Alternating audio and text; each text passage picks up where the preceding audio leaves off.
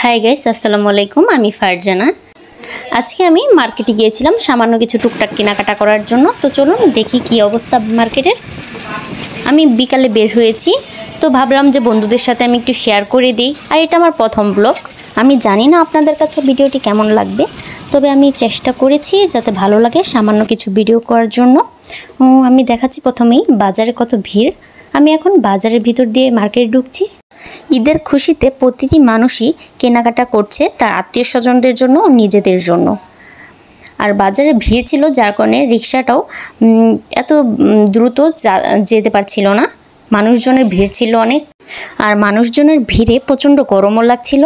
তাই আমার ঠান্ডা ঠান্ডা কিছু খেতে ইচ্ছে করলো, তো একটা রেস্টুরেন্ট খুঁজে বের করলাম আর রেস্টুরেন্টে ঢুকে পড়ছি।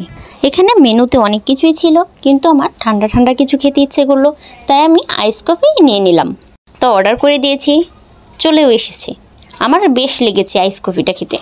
আমি টুকটাক কেনাকাটা করে নিয়েছি, কিন্তু মানুষজনের ভিড়ে ভিডিও করে দেখাতে পারিনি।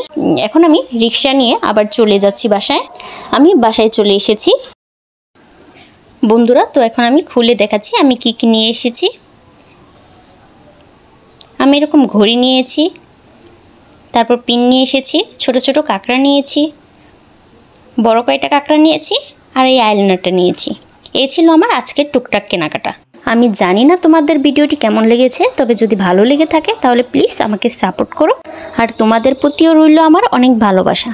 আজকের ব্লগটা আমি এ পর্যন্তই শেষ করছি। আর তোমাদের যদি ভালোবাসা পাই তাহলে নতুন আরও ভিডিও নিয়ে আসবো।